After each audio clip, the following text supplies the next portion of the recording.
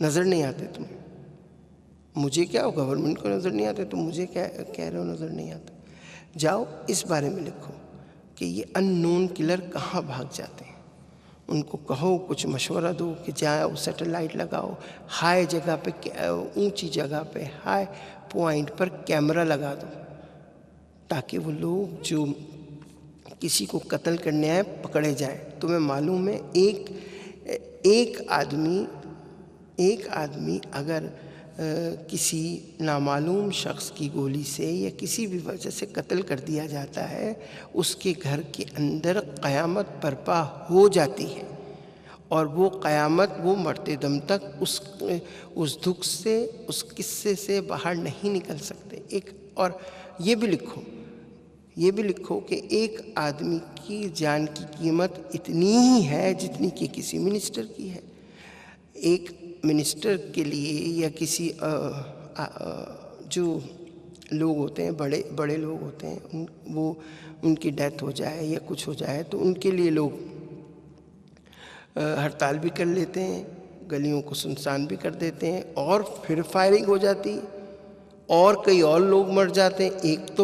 एक तो बड़ी पर्सनैलिटी जाती है, होती है, बहुत बड़ी पर्सनैलिटी होती है, नहीं मानना चाहिए, वो तो जाती है, उसके साथ और मज़ीद लोग चले जाते हैं। अब शायद कि जिनके पास पैसा हो, शायद कि जिनके पास मनी हो, शायद कि जिनके पास पूरी संदूक भरे में हो, उनके ज़ख़म भर जाएं, लेकिन जो गरीब गुरबा लोग होते हैं ना, उनके ज़ख़म नहीं भरे जाते, वो हमेशा तरोताज़ा रहते हैं। एक तुम अपनी महबूबा का रोना रोते रहते हो, तुम इससे भी सबक हासिल नहीं करते कि किसी के घर में डेथ हो जाती है, कि इंतकाल हो जाता है, या इंतकाल अगर हो जाता है वो तो चलो अल्लाह ताला की तरफ से, वो उसमें अल्लाह सब्र भी देता है, लेकिन मामला यहाँ ये है, एक इंसान दूसरे इंसान को जब कत्ल करता है तो वो उसमें सब्र नहीं आता और एक तो जाता है जान से, दूसरा भी उसके पीछे पीछे अल्लाह को प्यारा हो जाता है। और तुम्हें मालूम है एक आदमी कमाता है तो 10 खाते हैं। वहाँ बाप भी बैठा है घर, बाप भी है बूढ़ा, माँ भी है बूढ़ी, बच्चे हैं छोटे छोटे, कोई बाहर निकलता है अपने काम धंधे से निकलता है और चला जाता है, हाँ, दुनिया से ही निकाल दिया जाता है। तो क्या इसके लिए हम नहीं बैठे हुए? और वो पुलिस का डिपार्टमेंट देख लो जाके, रिश्वतखोरों ने कोहराम मचा रखा है, लूट मारी का बाजार गर्म है। इनसे हर महीने पुलिस वालों से हलफ उठवाया जाए, इनसे ये कहा जाए कि हर महीने तुम हलफ उठाया करो और ये बताया करो पूरे महीने तुमने ईमानदारी से काम किया है, तुमने नाजायज़ किसी को नहीं तंग किया, तुमने ठेलों पर से रोटियां नहीं खाई, तुम सारी रात लोगों की जो दुकानें चल रही हैं वहाँ से भत्ताखोरी नहीं करते, सारा दिन भत्ताखोरी नहीं करते। अगर ये पुलिस ठीक हो जाए तो कोई झगड़ा ही ना हो, सारी चीज़ें ही ठीक हो जाए। शुरू से लेके आज तक इस पुलिस ने ही सारा काम बिगाड़ रखा है। वाह वाह वाह, बहुत खूबसूरत बात कह रहे हो तुम।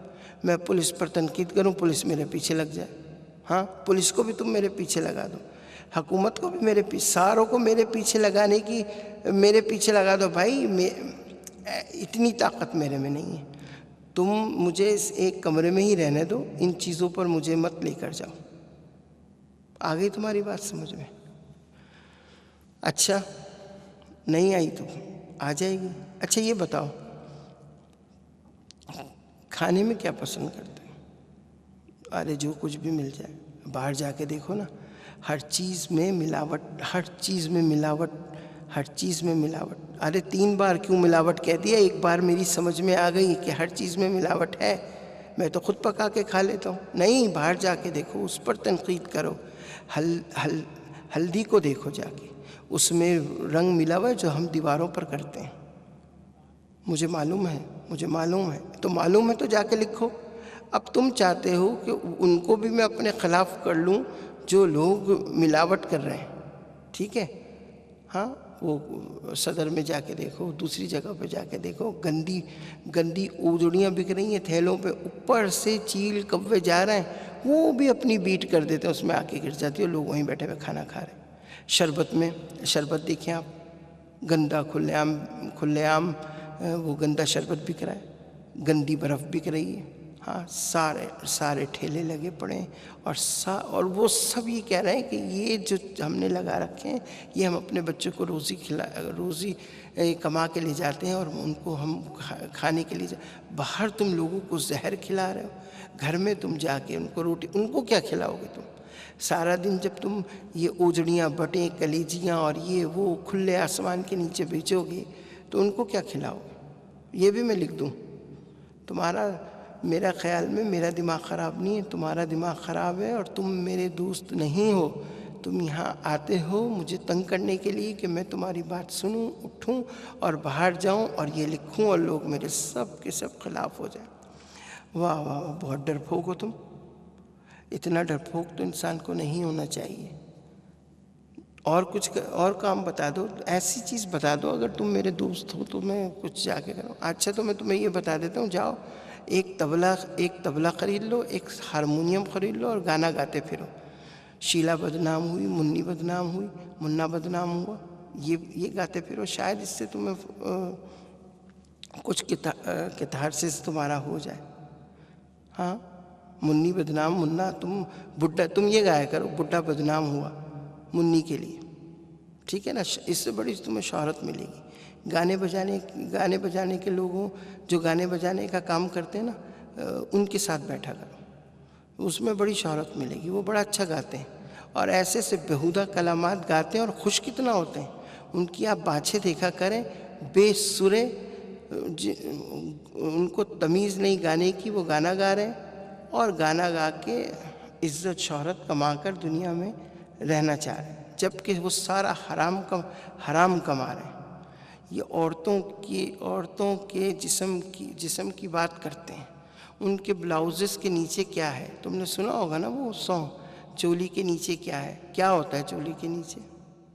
अगर वो ये कह देता सीने के नीचे क्या है तो ज़्यादा खूबसूरत होता। सीने के नीचे दिल होता है और दिल में अल्लाह रहता है।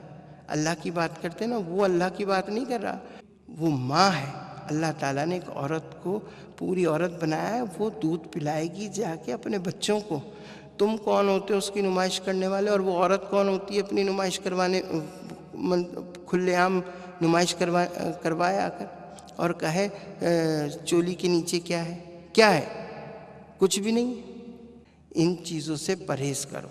और ये जो गाने का हर कोई आता है और खुश हो जाता है, मैंने आज गाना गाया था, मैंने फलाना गाना गाया था। ज़रा उनकी शायरी तो सुनो। जब उनकी शायरी सुनोगे और आराम से सुनो, औरतों की तारीफ़ करते रहते हैं।